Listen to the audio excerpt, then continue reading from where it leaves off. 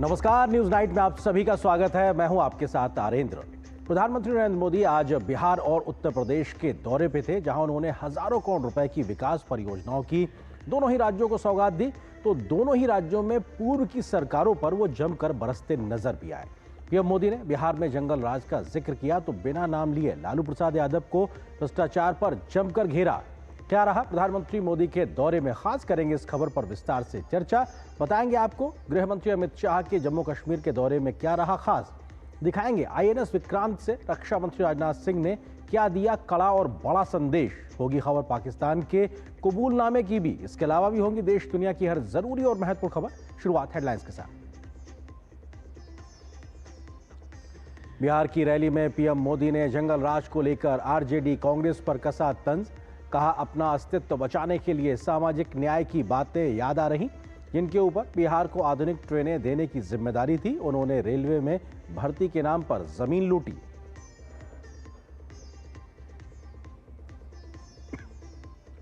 बिहार और कानपुर को पीएम मोदी की सौगातें। काराकाट में 48,520 करोड़ रुपए से अधिक की विकास परियोजनाओं का शिलान्यास और लोकार्पण। कानपुर में 45,600 करोड़ रुपए की 15 परियोजनाओं का उद्घाटन शिलान्यास। कानपुर मेट्रो का भी हुआ विस्तार।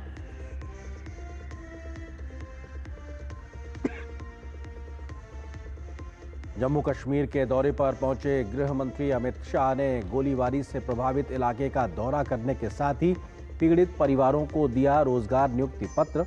पुंछ के गुरुद्वारे का भी किया दौरा। रिहायशी इलाकों और धार्मिक स्थलों पर पाक के हमलों को बताया निंदनीय।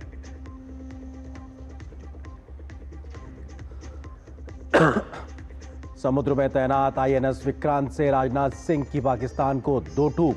कहा, ऑपरेशन सिंदूर खत्म नहीं हुआ। अगर ऑपरेशन सिंदूर में भारतीय नौसेना अपने फॉर्म में आई होती तो पाकिस्तान के 4 टुकड़े हो जाते।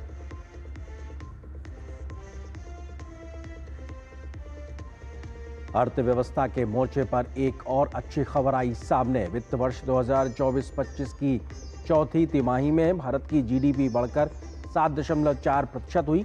कृषि, कंस्ट्रक्शन और सर्विसेज सेक्टर का मजबूत प्रदर्शन। पूरे वित्त वर्ष 2024-25 की आर्थिक विकास दर 6.5% रही।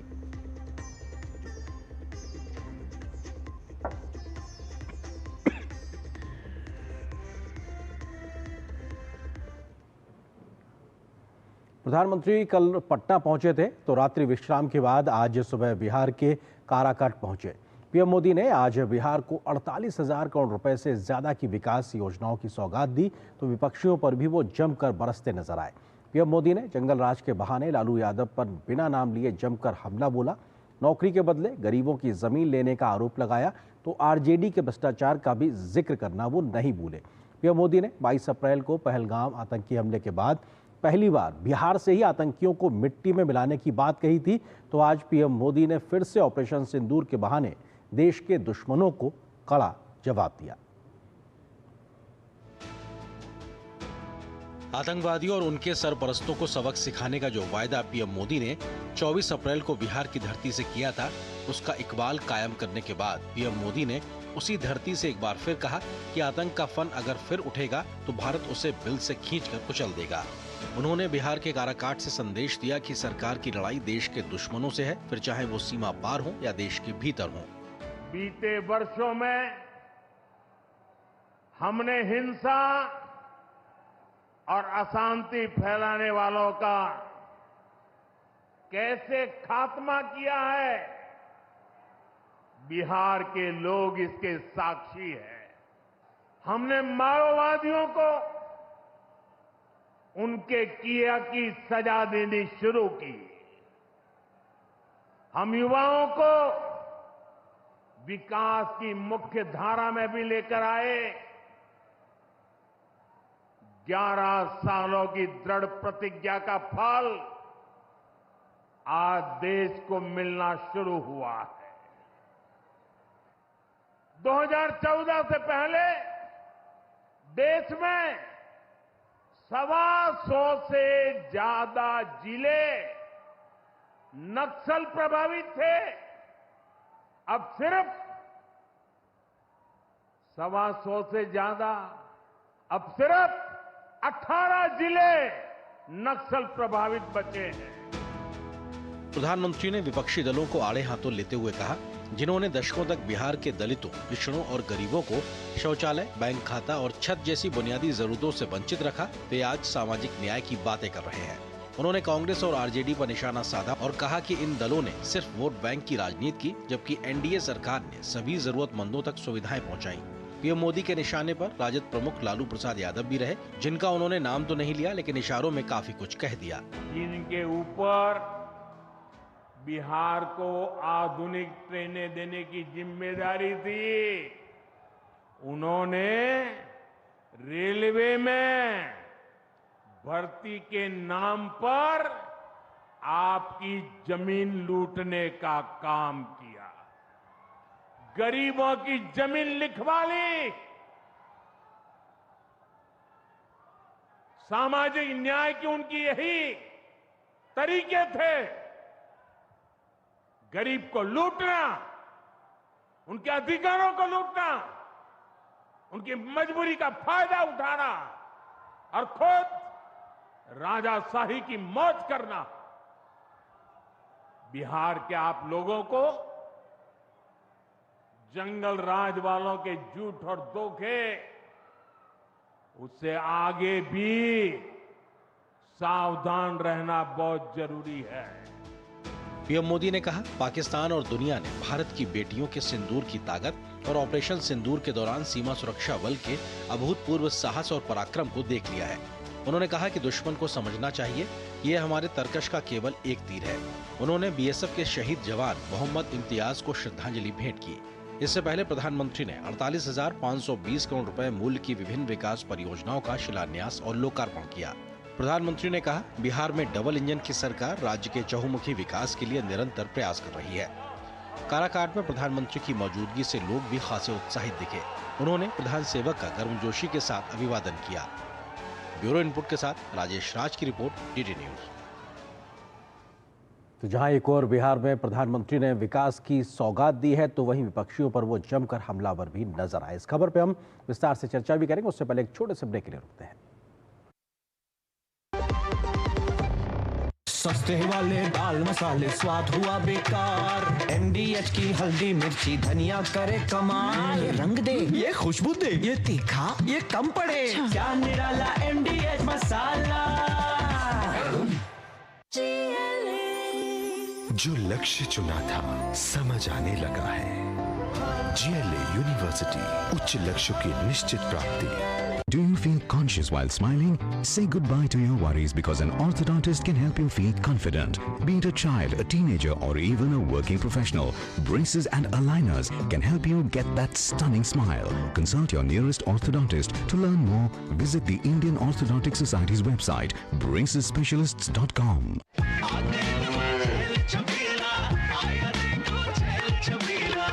एक कपिला, अरे भाई सब एक ही जैसा होता है। ये लो साधारण पशु आहार।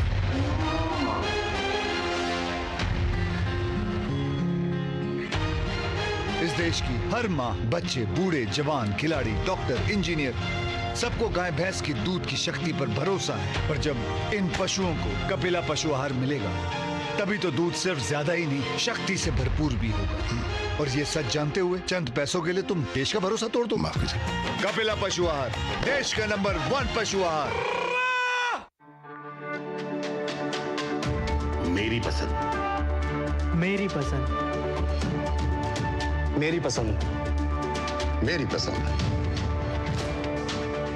हमारी पसंद, हम सब की पसंद।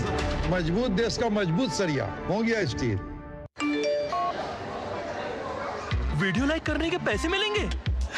So easy। अनजान लिंक्स पर क्लिक मत कीजिए। RBI कहता है, जानकार बनिए, सतर्क रहिए। हेल्थ इंश्योरेंस को झंझट कहने वाला मिस्टर वेंकट ऐसा पलटी मारा। नो वेणु, कोई झंझट नहीं। इंश्योरेंस का क्लेम कुछ ही घंटों में पास होता है। मेरा बाईपास का था, फिर भी या फीलिंग मच बेटर वेणु। झंझट तो मेरा शैम्पू है, इंश्योरेंस नहीं। अच्छा किया इंश्योरेंस लिया। Do you feel conscious while smiling? Say goodbye to your worries because an orthodontist can help you feel confident. Be it a child, a teenager, or even a working professional, braces and aligners can help you get that stunning smile. Consult your nearest orthodontist. To learn more, visit the Indian Orthodontic Society's website, bracesspecialists.com. MDH का kitchen king kitchen में हो तो हम सब कुछ बना सकते हैं। बैंगन का भरता, आलू गोभी, भिंडी मसाला और भी बहुत कुछ। MDH।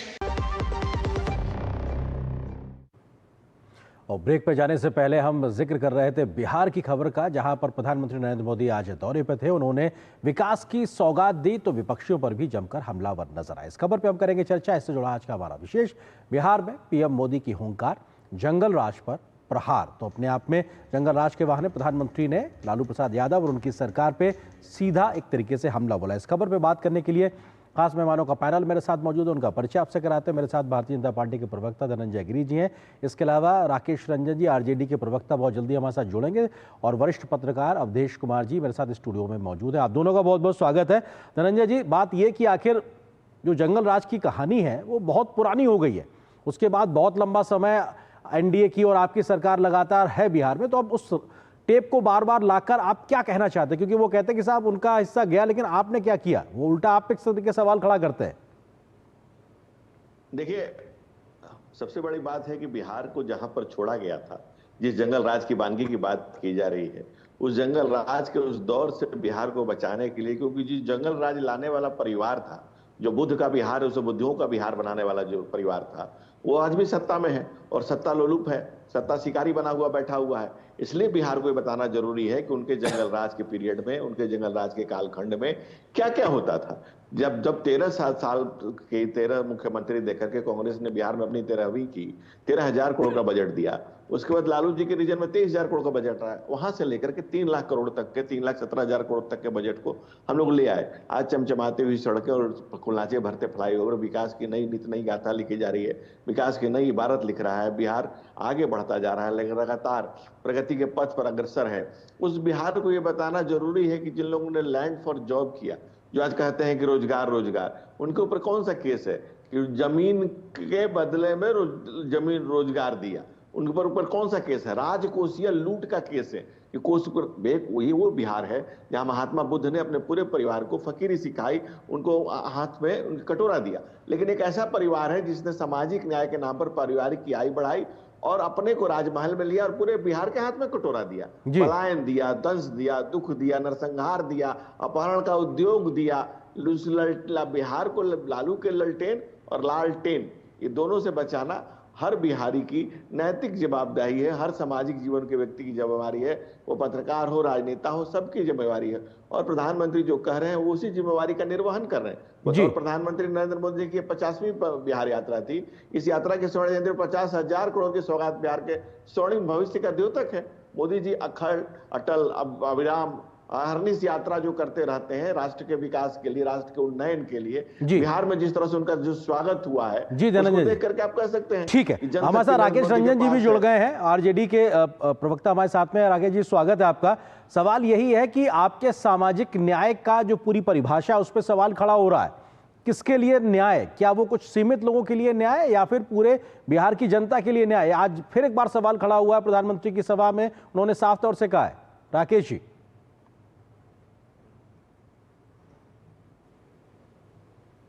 जी, संभवतः आप म्यूट पे हैं, आपकी आवाज नहीं आ रही है। हेलो जी, अभी आपकी आवाज आ रही है, हम अपनी बात रखें। राकेश जी, हेलो जी, आवाज आ रही है? जी, हम सुन पा रहे हैं, अपनी बात रखें आप। जी, सबसे पहले तो मैं ये कहूंगा कि ये जो जंगल राज का जो कंसेप्ट जो है, ये जो मिसनोमर है जो गढ़ा गया है, ये बहुत ही हास्यास्पद लगता है जी।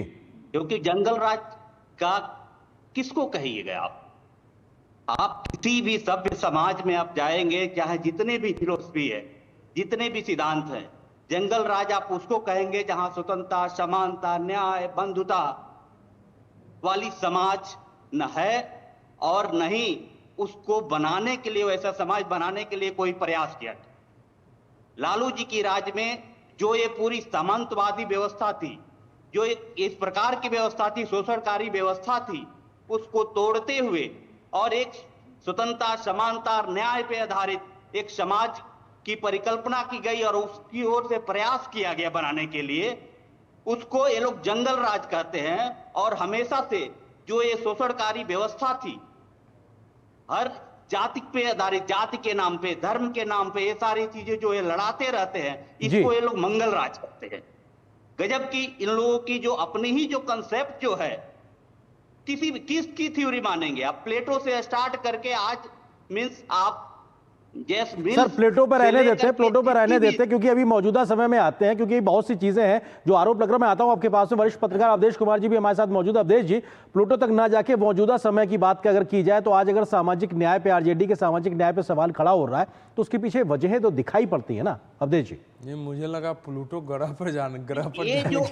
राकेश जी मैं आता हूं आपके पास, राकेश जी आता हूं, और भी हमारे साथ मेहमान हैं। पहली बात तो यह है कि क्या इसके पहले देश के प्रधानमंत्री बिहार से जाकर इतने शानदार बिहार के पटना के एयरपोर्ट टर्मिनल का, बिहटा में एयरपोर्ट का, इतने मतलब आधुनिक, बिल्कुल अत्याधुनिक थर्मल पावर कॉरपोरेशन प्रोजेक्ट का, इतने सब कभी हुआ था बिहार में? बाकी छोड़ दीजिए आप जंगल राज और न्याय का राज, सामाजिक न्याय राज पर भी चर्चा कर लेंगे, लेकिन क्या कभी इसके पहले लालू जी के राज में, श्री बाबू के अलग था उस समय, बिहार जो है लंबे समय तक, कम से कम 70 के दशक तक बिहार एक देश में वेस्ट गवर्निंग स्टेट था। हम लोगों ने देखा है कि पटना से रांची आप 8 घंटे में गाड़ी से चले जा सकते थे जी। लालू जी का राज जब हुआ तो अगर 20 किलोमीटर बाराती जानी पड़ती थी, हमें दिल्ली से जाते थे तो गाड़ी कम से कम आपको 8 बजे पहुंचना है तो 4 और 3 बजे चलनी पड़ती थी। नहीं, लेकिन वो कह रहे हैं कि सर वो सामाजिक व्यवस्थाओं को तोड़ा, जो जातीय व्यवस्था है, वो वही कह रहे हैं। दुनिया की कोई सामाजिक न्याय व्यवस्था नहीं कहती है कि जिसके हाथ में लाठी हो उसको भैंस दे दिया जाए। बिहार में जंगल राज जब कहा गया तो क्यों कहा गया? 10,000 रुपया के लिए आपके बच्चे को कोई उठा लेगा, थाने में FIR नहीं होगी, 5,000 रुपया पैकेट में लेके आप सड़कों पर नहीं चल सकते कि पिछड़ी जाति, दलितों सबकी आवाज थी है। दिया था, और दिया था तो उसमें लालू प्रसाद यादव अकेले थोड़े थे, जॉर्ज फर्नांडिस थे, शरद यादव थे, नीतीश कुमार थे, दिग्विजय सिंह थे, सबने मिलकर एक हुंकार किया था, सब कट गए, लालू जी अकेले रह गए, बाद में उनकी श्रीमती जी आ गई थी। ऐसे भाषा इस समय जो प्रधानमंत्री गए हैं, देखिए बिहार का एक कल्चर, बिहार की सत्ता की संस्कृति, सोचने की संस्कृति, पूरी एक सभ्यता जो बिहार की प्राचीन गौरव था, उसको कैसे पुनर्स्थापित कर रहे हैं? बिहार कैसे देश के विकास का इंजन बने और यहाँ के लोगों को कि वो जो मगध साम्राज्य का गौरव था, नालंदा का गौरव था, वो गौरव कैसे उनके अंदर भाव पैदा हो, अपने आत्महीन ग्रंथि खत्म हो और जातीय युद्ध से जो तनाव है उससे बाहर निकले। इन सबके लिए एक समग्र कोशिश हुई है। बीच बीच में जब नीतीश जी बाएं दाएं गए हैं तो चले गए, लालू जी को तो हम सब लोगों ने सपोर्ट किया था ना भाई उस समय। कोई ऐसे थोड़े थे कि उनको सभी जातियों ने एक स्वर से सपोर्ट किया। सत्येंद्र बाबू को चुनाव हरा दिया लोगों ने, मुख्यमंत्री के चुनाव में उनको। लेकिन लालू जी ने जो बिहार के साथ किया है कि बिहार शब्द गाली हो गई थी। दिल्ली में आप आते तो बसों पर पूछते तो बिहारी हो क्या, कहीं भी जाने पर यह स्थिति पैदा होगी। इसको सामाजिक न्याय बोलते हैं। जंगल राज शब्द में मैं नहीं भी जाता हूं जी, लेकिन यह बिल्कुल सही था बिहार में कि अगर आपको किसी का मर्डर कराना हो तो आप पुलिस को पैसा दे दीजिए, आपका इनकाउंटर करके मार देगी, कोई मुकदमा नहीं होगा। ये हालत बिहार की थी। कोई बहुत गंभीर सवाल जी, बिल्कुल उठते रहे। बिल्कुल राकेश जी, सवाल ये है कि अगर उस दौर से निकल भी आए तो अभी बात के समय में भी नौकरी के बदले जमीन लिखवाने का ये तो एक गंभीर आरोप लग रहा है। इस पे भी सवाल खड़े होने, क्या ये सामाजिक न्याय की परिभाषा है? राकेश जी, ये जो आरोप हैं ये मनगढ़ंत आरोप हैं। इस प्रकार के जो भी आरोप हैं एक रिटेलिएशन को जाति संघर्ष नहीं बोलते हैं। ये लोग रिटेलिएशन को, जब आप हमारे ही खटिया पे, हमारे ही बेड पे हम बैठे हुए हैं और आप आते थे ना तो नीचे उतर के बैठना पड़ता था और कहा जाता था कि आराम से तुम नीचे बैठो, हम सामंत हैं और हम मेरे अनुसार तुम करो। जब लालू जी आए हम अपने ही खटिया पे बैठे रहे और बोले कि आइए आप भी बैठिए इसी खटिया पे, तो ये बर्दाश्त नहीं होती थी और इसको ये लोग बर्दाश्त से बाहर मानते थे और समझते थे कि ये शायद हमारे राकेश जी, क्या ये मेरे सवाल का जवाब है कि आरोप जो ये लग रहे हैं नौकरी देने के लिए जमीन ली गई, क्या ये मेरे, सर एक सेकंड, क्या ये मेरे उस सवाल का जवाब दे रहे हैं आप? मतलब अगर आपने कहा कि भाई सामाजिक व्यवस्था में बदलाव किया तो क्या इस प्रकार से लोगों का शोषण होगा? कहीं से भी नहीं, कहीं से भी नहीं हुए, सारे मनगढ़ंत आरोप है, ऐसा कुछ भी नहीं है। जैसे चाराघाट घोटाला में मनगढ़ंत आरोप लगाया गया जी, एक ही सजा याफ्ता है सर, बेल मिलता लालू जी सजा याफ्ता है सर, उसमें बेल पे चल रहे हैं सर, इतने लोग जेल चले गए, जगन्नाथ मिश्र से लेकर लालू बिल्कुल धनंजय जी जल्दी से, वो कह रहे हैं कि तमाम आरोप मनगढ़ंत हैं, मतलब राजनीति से प्रेरित है। धनंजय जी, चारा घोटाला का केस जो है वो आप देखेंगे कि वो कोई बीजेपी की सरकार की नहीं है। बिल्कुल, बिल्कुल, एक राकेश जी एक सेकंड, अवधेश जी एक सेकंड, धनंजय जी वो कह रहे हैं कि सारे आरोप मनगढ़ंत हैं सर, इसमें कोई वो स्थिति नहीं है। धनंजय जी, हाँ अवधेश जी, धनंजय जी को लेते हैं। हाँ धनंजय जी, ऐसा कह के तो देश के न्यायपालिका पे सवाल उठा रहे हैं, जिन्होंने 4 मामलों में लालू जी को सजा याफ्ता कर रखा है, और लालू जी कभी जेल पर, कभी बेल में, कभी बेल में, कभी जेल में। ये तो देश की कानून व्यवस्था कर रही है। मेरा मानना है कि देश के संविधान और कानून पर इन्हें भी भरोसा होगा। अगर भरोसा है तो ये मानना पड़ेगा कि हाँ, लालू जी सुप्रीम कोर्ट से मोहर मार चारा चोर है, इसमें कोई छुपी जबी बात नहीं है। दूसरी बात, पूरा परिवार ही बेल पे चल रहा है, चाहे उनके सुपुत्र हो चाहे कोई हो, और मनगढ़ंत बातें तो साधु यादव बता रहे हैं कि भाई वो एक समय था जब मुख्यमंत्री। राकेश जी आ रहा हूं आपके पास, राकेश जी आ रहा हूं आपके पास में, बाकी लोगों को भी मौका दीजिए। धनंजय जी अपनी बात पूरी करें। आनंदू जी, अब जब राबड़ी देवी के भाई और लालू जी के परम प्रिय साले जब ये बता रहे हैं कि उस समय अपहरण होते थे और मुख्यमंत्री निवास में बैठ के इसका डील होता था कि इस अपहरण को कितने में छोड़ना है, जब बीबी विश्वास IAS अफसर की पत्नी चंपा विश्वास का सालों तक बलात्कार होता रहा, सुप्रीम कोर्ट से उसमें लोग कन्विक्टेड हुए, तो ये सब मनगढ़ंत बातें हैं।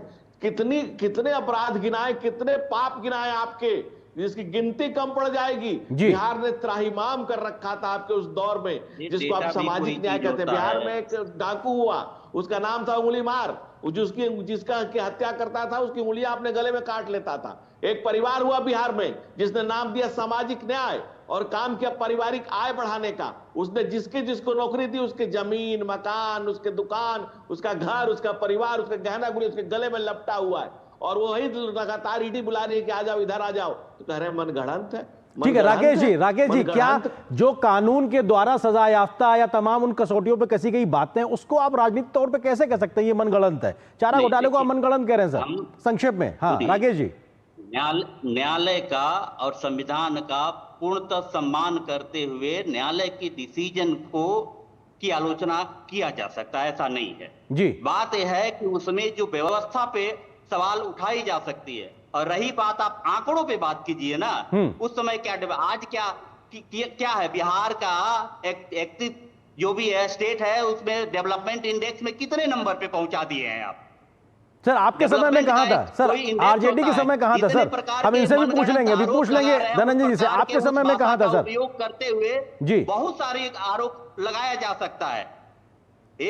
लालू यादव बैकवर्ड समाज से हैं तो चारा चोर हो गए, और उसी केस में कोई सर ये लॉजिक नहीं होता कि अगर वो बैकवर्ड क्लास से है तो कोई भी अपराध क्षम्य होगा, ये अपने आप में तर्क आज के समय चले गए। अवधेश जी सवाल यही है कि आप कुछ भी करके अपनी एक जो पहचान है, जो जातीय एक राजनीतिक व्यवस्था में आप आते हैं, उसकी ढाल लेके आप क्या बचने की कोशिश करेंगे? क्या ये तर्क होना चाहिए आज के समय में? इसी तर्क के आधार पर राकेश जी एक सेकंड, हाँ राकेश जी एक सेकंड, राकेश जी आपका आरोप आ गया जी, राकेश जी आपका आरोप आ गया, जवाब भी सुन लीजिए प्लीज। हाँ राकेश जी उस समय की बात कर रहे हैं, कुछ बातें तो वो सही बोल रहे हैं कि भैया एक जाति, लेकिन वो जाति तो नीतीश कुमार के लिए भी समस्या थी ना, वो सम्राट चौधरी के लिए भी थी। ऐसा तो है नहीं कि केवल लालू जी की जो जाति है पिछड़ी जाति में, वो पिछड़ी जाति कभी उस प्रकार से रही नहीं है। उनके यादव जो लोग हैं, यादव लोगों का कभी समाज में छुआछूत का शिकार ही नहीं रहा बिहार में जी। ये बिल्कुल झूठ बोला जा रहा है। यादव लोग तो हम लोगों के साथ खाना खाते थे, बल्कि एक हमारे यहाँ पूजा होती थी भूया बाबा का, उसमें पंडित ही यादव होते थे, आके करते थे वही पूजा, इसलिए उनकी जाति के बारे में बाकी झूठ ही बताया जा रहा है। लालू यादव जी यही सब करके उन्होंने 2 बार चुनाव जीता, लेकिन आखिर उन्हीं के साथियों ने विद्रोह किया। और जहां तक विकास की बात है, बिहार लगातार डबल डिजिट ग्रोथ में विकास कर रहा है, और 1 साल से नहीं कर रहा है। बिहार लगातार पिछले करीब 18 वर्षों से डबल डिजिट में ग्रोथ कर रहा है। लालू जी के समय में माइनस ग्रोथ होता था बिहार का। वहां जो है मैंने छोटे छोटे पैसे, प्रधानमंत्री रोजगार योजना के पैसे वापस आ जाते थे, ग्रामीण विकास के पैसे वापस आ जाते थे, और जो जाते थे होता नहीं था।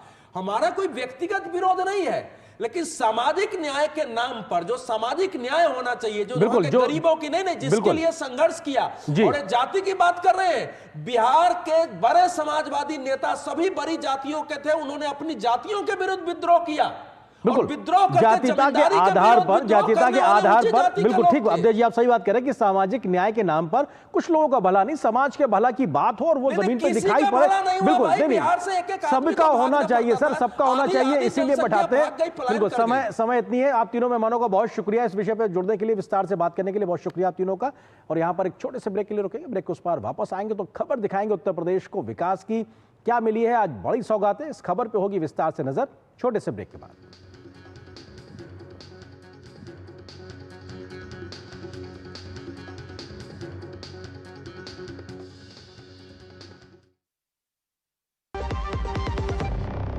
से प्यास बुझाए, डाइजेशन के लिए मस्त, शरीर में नमक पानी का बैलेंस बनाए।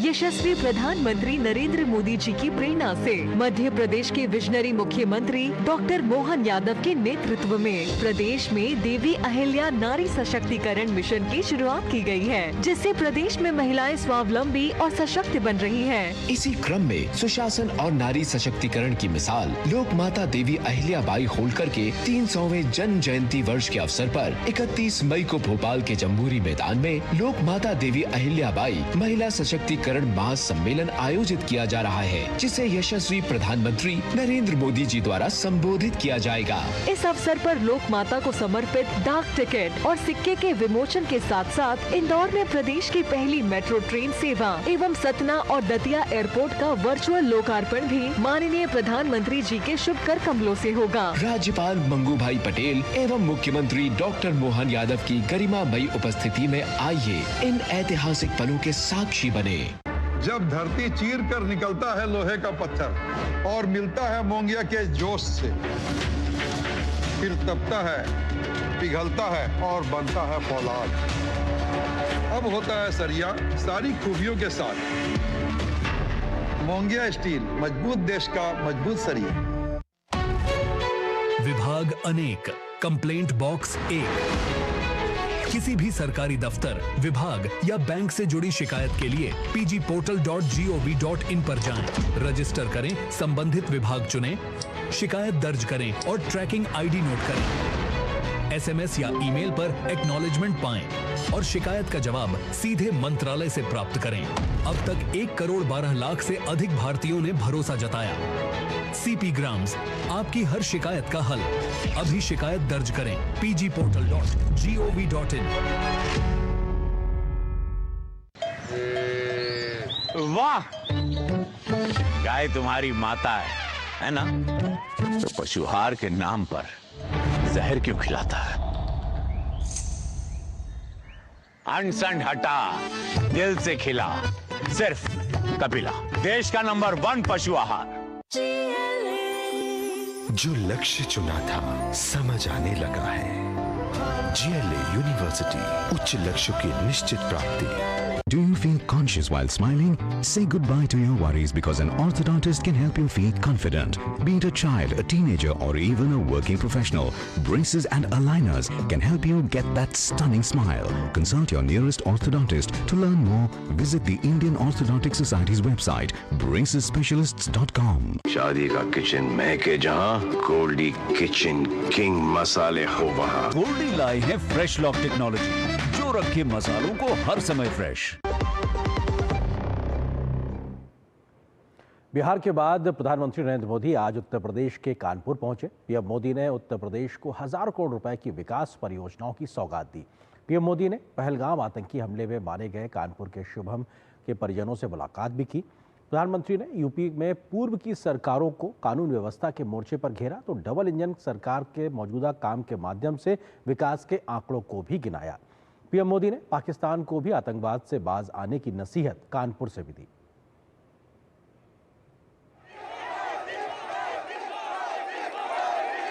आज कानपुर का उत्साह बड़ा जोरों पर है भाई।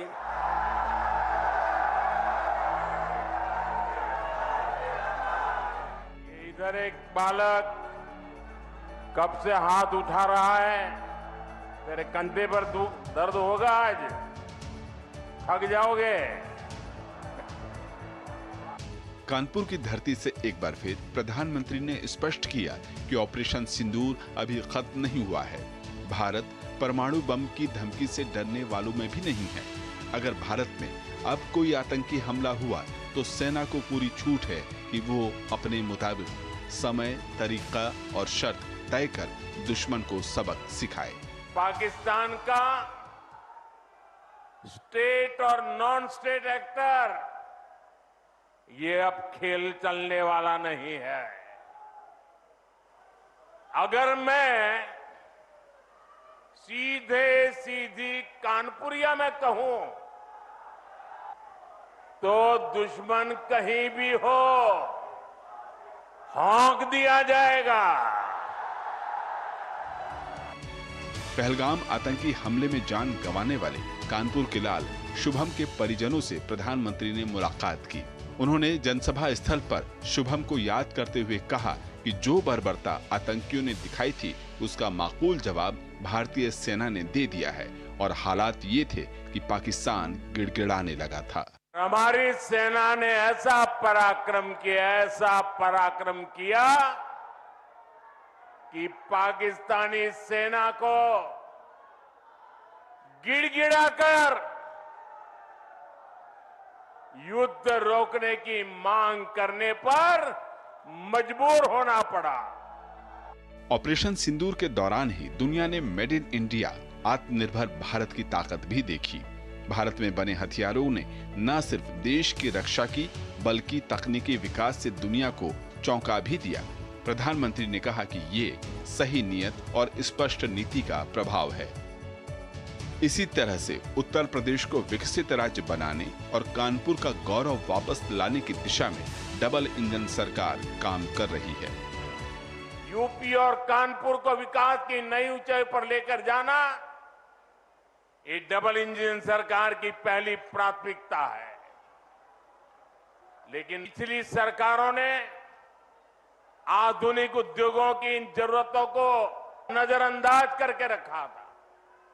परिवारवादी सरकारें आंख बंद करके बैठी रही।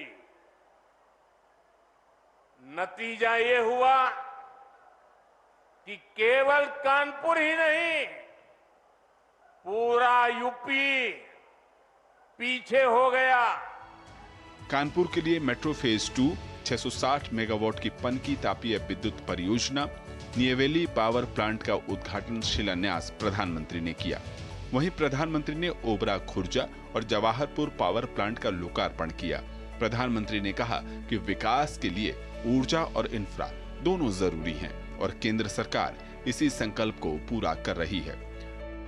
कानपुर से शैलेंद्र और रामेंद्र के साथ ब्यूरो रिपोर्ट डीडी न्यूज। और यहाँ पर एक और छोटे से ब्रेक के लिए रुकते हैं। ब्रेक के उस पार खबर इस बात की दिखाएंगे कि रक्षा मंत्री राजनाथ सिंह और गृह मंत्री अमित शाह ने पाकिस्तान को किन कड़े शब्दों में दी फिर से चेतावनी। इस खबर पर विस्तार से नजर छोटे से ब्रेक के बाद।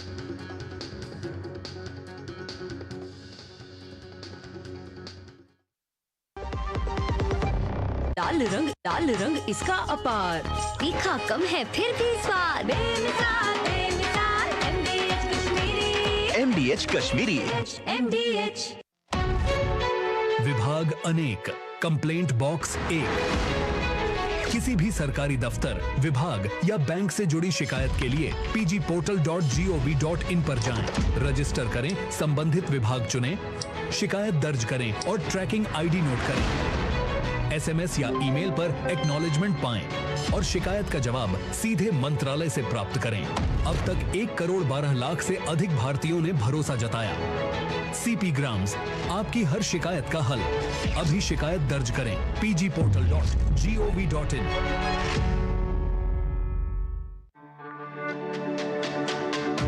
मेरी पसंद, मेरी पसंद,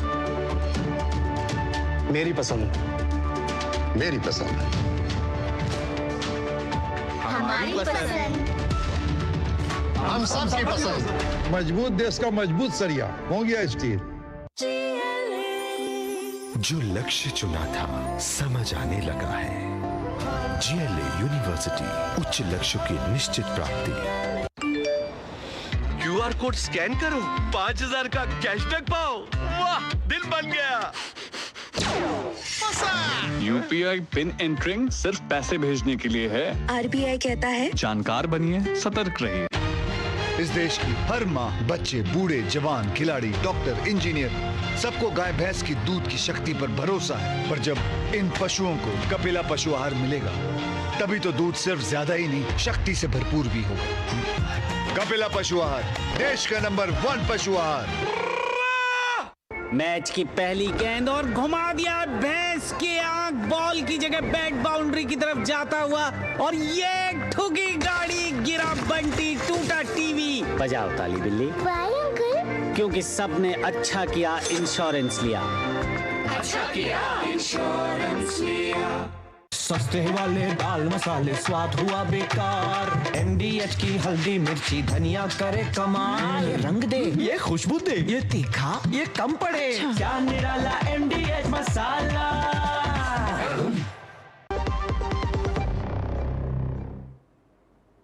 और ब्रेक के बाद खबरों में आगे बढ़ें उससे पहले नजर डालते हैं कि बुलेटिन में अभी तक किन बड़ी खबरों से हमने आपको रूबरू कराया। बात करते हैं बड़ी खबर की, तो हमने बताया कि कैसे जंगल राज के बहाने RJD कांग्रेस पर निशाना साधा। प्रधानमंत्री नरेंद्र मोदी ने आज बिहार के काराकट की रैली से साथ ही साथ बिहार को विकास की हजारों करोड़ रुपए की सौगातें भी प्रधानमंत्री ने आज दी हैं।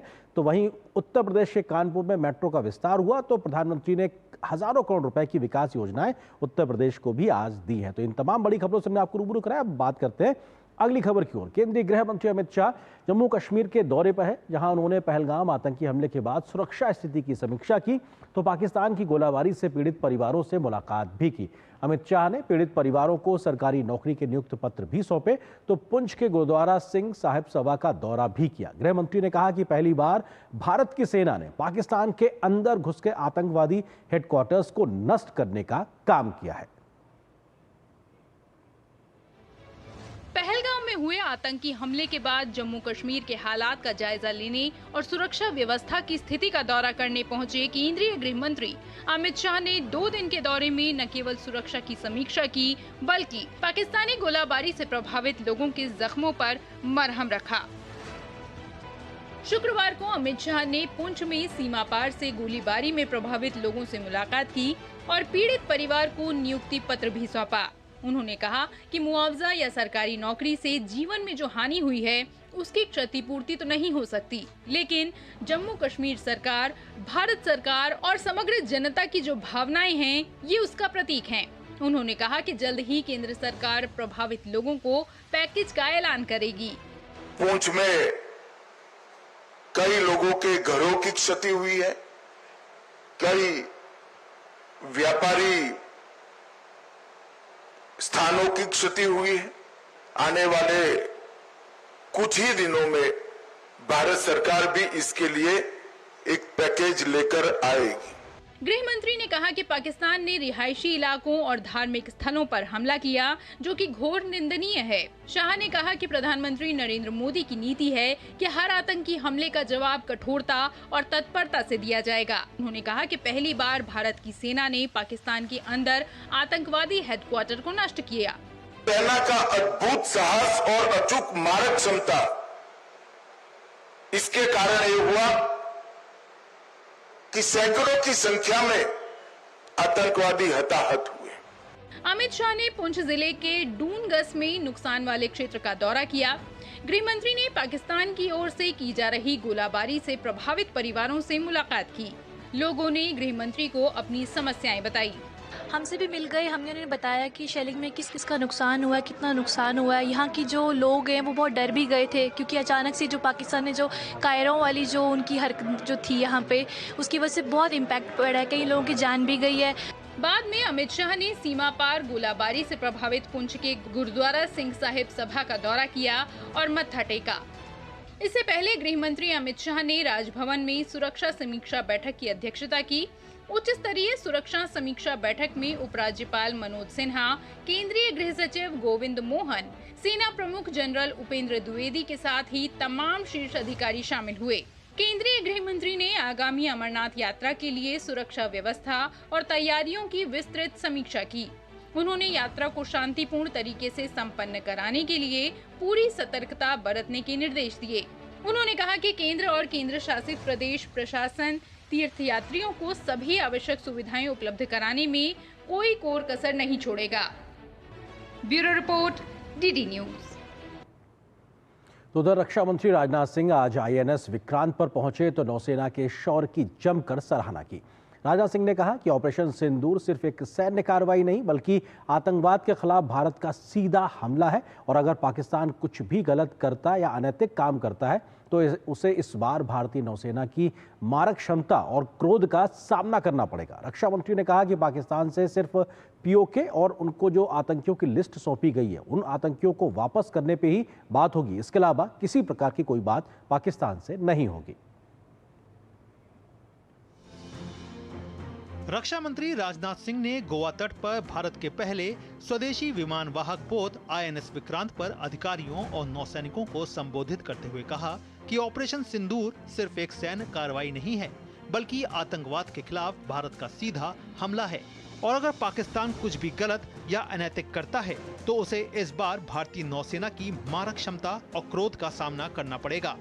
उन्होंने ऑपरेशन सिंदूर के दौरान भारतीय नौसेना की मौन सेवा की सराहना करते हुए कहा कि शक्तिशाली कैरियर बैटल ग्रुप ने ये सुनिश्चित किया है कि पाकिस्तानी नौसेना बाहर न निकले, अन्यथा उसे नतीजे भुगतने होंगे। रक्षा मंत्री ने पाकिस्तान को स्पष्ट संदेश दिया कि अगर उसने बुरी नजर डालने की कोशिश भी की तो भारत की ओर से जवाबी कार्रवाई भारतीय नौसेना के हाथों होगी। पहलगाम में हुए कायराना आतंकी हमले के बाद जब भारत ने ऑपरेशन सिंदूर प्रारंभ किया तो हमारी आर्म्ड फोर्सेज ने जिस गति, गहराई और स्पष्टता के साथ कार्रवाई की, मैं मानता हूं वह अपने में अद्भुत था, वह बेमिसाल था। उसने न केवल आतंकवादियों की बल्कि उन्हें पालने पोसने वाले सरपरस्तों को भी स्पष्ट संदेश दे दिया है कि भारत अब सहन नहीं करता है, भारत अब सीधा जवाब देता है। जब उसी समय में हमने पाकिस्तान के आतंकी अड्डे और उसके इरादों को ध्वस्त कर दिया, हमारा प्रहार इतना तगड़ा था कि पाकिस्तान पूरी दुनिया से भारत को रोकने की गुहार लगाने लगा था। रक्षा मंत्री राजनाथ सिंह ने स्वदेशी विमान वाहक पोत INS विक्रांत पर सवार होकर भारत की बढ़ती समुद्री क्षमताओं को उजागर किया। INS विक्रांत वर्तमान में अरब सागर में तैनात है। रक्षा मंत्री का ये दौरा भारतीय नौसेना के रणनीतिक carrier battle group INS Vikrant के नेतृत्व में ऑपरेशन सिंदूर के दौरान निर्णायक भूमिका निभाने के हफ्तों बाद हुआ है। राजनाथ सिंह ने मिशन के परिचालन परिणामों की समीक्षा की और तैनाती का हिस्सा रहे नौसेना कर्मियों से बातचीत की। राजनाथ सिंह ने कहा कि पाकिस्तान को ये समझने की आवश्यकता है कि स्वतंत्रता के बाद से वह जो खतरनाक आतंकवाद का खेल खेल रहा है, अब उसका समय खत्म हो चुका है। रक्षा मंत्री ने पाकिस्तान से हाफिज सईद और मसूद अजहर जैसे आतंकवादियों को भारत को सौंपने को कहा। पाकिस्तान को यह समझ लेने की जरूरत है, आतंकवाद के जिस खतरनाक खेल को वह आजादी के समय से ही खेलता आ रहा है, उसकी मियाद अब खत्म हो चुकी है। अब जब भी पाकिस्तान भारत के खिलाफ किसी आतंकवादी हरकत को शह देगा तो न केवल उसका खामियाजा उसे भुगतना पड़ेगा बल्कि हर बार की तरह उसे हार का भी सामना करना ही पड़ेगा। पाकिस्तान के हक में यही बात होगी कि वह अपनी जमीन पर चल रही आतंकवाद की नर्सरी को अपने हाथों से उखाड़ फेंके। इसकी शुरुआत उसे हाफिज सईद और मसूद अजहर जैसे आतंकवादियों को भारत के हाथों में सौंपने से करनी चाहिए। रक्षा मंत्री ने कहा कि भारतीय नौसेना की जबरदस्त शक्ति, इसकी सैन्य कुशलता और विध्वंसक क्षमताओं ने दुश्मन के मनोबल को तोड़ दिया है। उन्होंने नौसेना से अपनी तैयारियों में कोई कोर कसर नहीं छोड़ने का आग्रह किया। ब्यूरो इनपुट के साथ नंदिता डागर और विशाल बैरिस्टो की रिपोर्ट, डीडी न्यूज।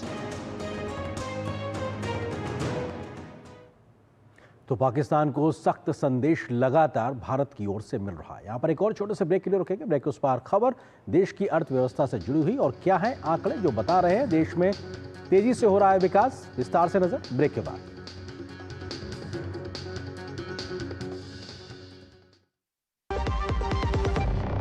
MDH का किचन किंग किचन में हो तो हम सब कुछ बना सकते हैं। बैंगन का भरता, आलू गोभी, भिंडी मसाला और भी बहुत कुछ। MDH मध्य प्रदेश में स्वयं सहायता समूह की आदिवासी बहनों से मिलना हुआ। जितने समूह थे उन्होंने कहा अब तो हमारी पहचान है, हम लखपति दीदी।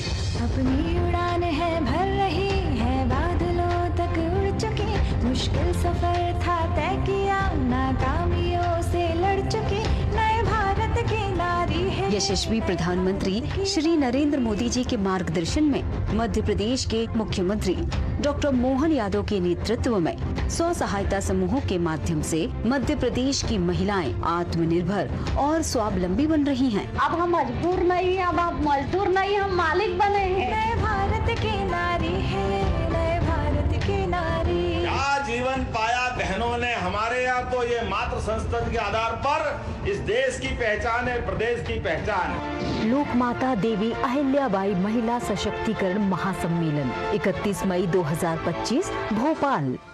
सुनो, एक अच्छी इंश्योरेंस पॉलिसी AI से पूछते हैं। एक ऐसी पॉलिसी जिसमें प्रीमियम पेमेंट हो लिमिटेड पर इनकम आती रहे लाइफ टाइम।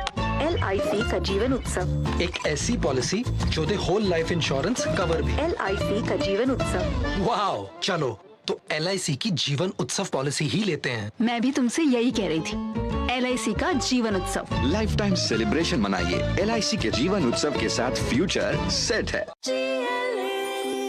जो लक्ष्य चुना था समझ आने लगा है। GLA यूनिवर्सिटी उच्च लक्ष्यों की निश्चित प्राप्ति।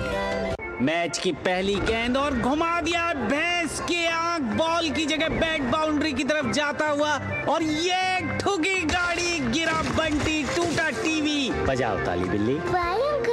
क्योंकि सबने अच्छा किया इंश्योरेंस लिया। अच्छा किया इंश्योरेंस लिया। स्वाद और सेहत के लिए कच्ची घानी तेल का बैलेंस मात्रा में इस्तेमाल करें। मैंने तो तय कर लिया, अब आपकी बारी है। जैसा कि हमारे प्रधानमंत्री जी भी कहते हैं, एक फिट और हेल्दी नेशन बनने के लिए हमें ओबेसिटी की समस्या से निपटना ही होगा। एक तरीका मैंने सुझाया था, खाने के तेल में 10% की कमी करना। कम तेल में बड़ी बात, सेहत रहे दिन और रात। शादी का किचन महके जहां, गोल्डी किचन किंग मसाले हो वहां। गोल्डी लाई है फ्रेश लॉक टेक्नोलॉजी, जो रखे मसालों को हर समय फ्रेश। अर्थव्यवस्था के मोर्चे पर अच्छी खबर सामने आई है। भारत की GDP वृद्धि दर वित्त वर्ष 2024-25 की चौथी तिमाही यानी कि जनवरी से मार्च तक बढ़कर 7.4% हो गई है। वित्त वर्ष 2025 की तीसरी तिमाही में ये 6.2% पर थी। इसकी वजह कृषि, कंस्ट्रक्शन और सर्विसेज सेक्टर का मजबूत प्रदर्शन करना है। पूरे वित्त वर्ष 2024-25 की आर्थिक विकास दर 6.5% रही है। तो ये आंकड़े अपने आप में, चौथी तिमाही 7.4%, पूरे वित्त वर्ष 24-25 की अगर बात की जाए तो ये 6.5%। कृषि, कंस्ट्रक्शन और सर्विसेज सेक्टर ने मजबूत प्रदर्शन किया है, इसलिए चौथी तिमाही में ये आंकड़ा 7.5% के आसपास दिखाई पड़ रहा है, जो भारत की बढ़ती आर्थिक वृद्धि दर के आधार पर सीधे तौर पे उसको दिखाता है कि किस प्रकार से रफ्तार बढ़ रही है। वित्त वर्ष 2024-25 की बात की जाए तो कृषि में 4.6% की विकास दर, कंस्ट्रक्शन में 9.4%, पब्लिक एडमिनिस्ट्रेशन, डिफेंस और सर्विसेज में 8.9% और फाइनेंशियल, रियल एस्टेट और प्रोफेशनल सर्विसेज में 7.2% की वृद्धि दर्ज की गई है।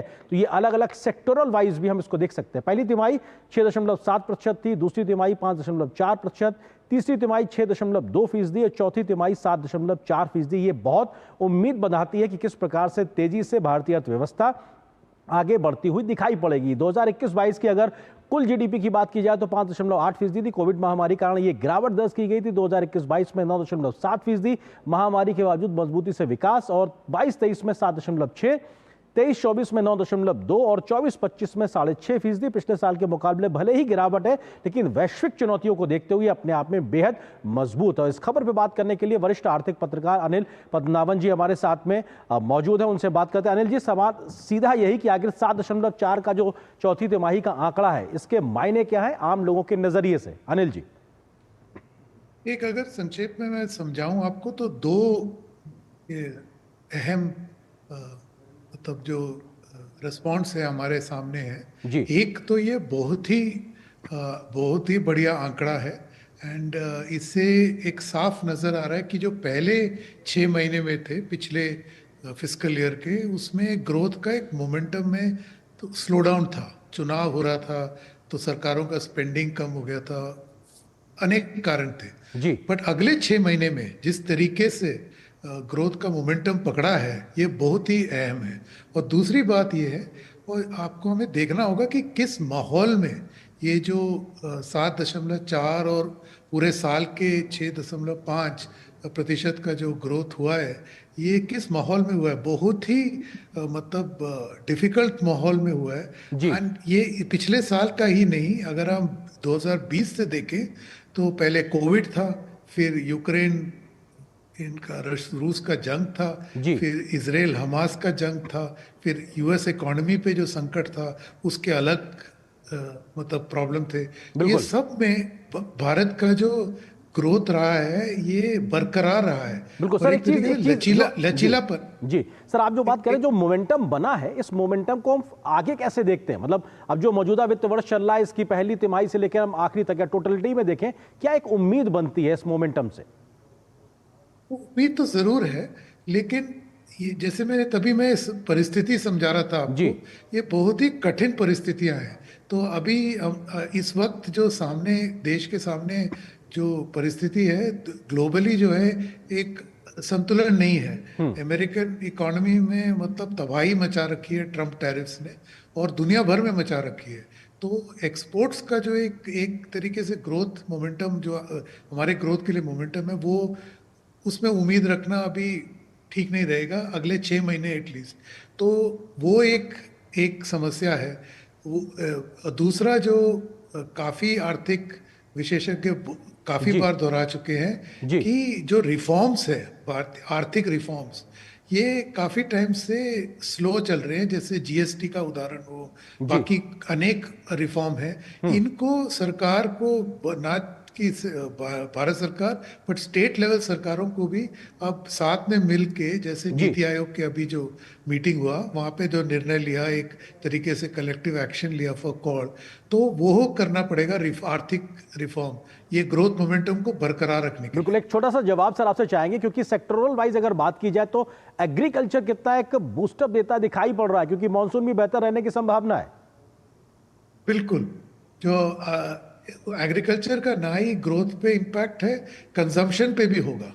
तो रूरल इकोनॉमी के कंजम्पशन पे बहुत इम्पैक्ट होगा, और भारत के कंजम्पशन बास्केट में रूरल इकोनॉमी बहुत ही अहम हिस्सा है।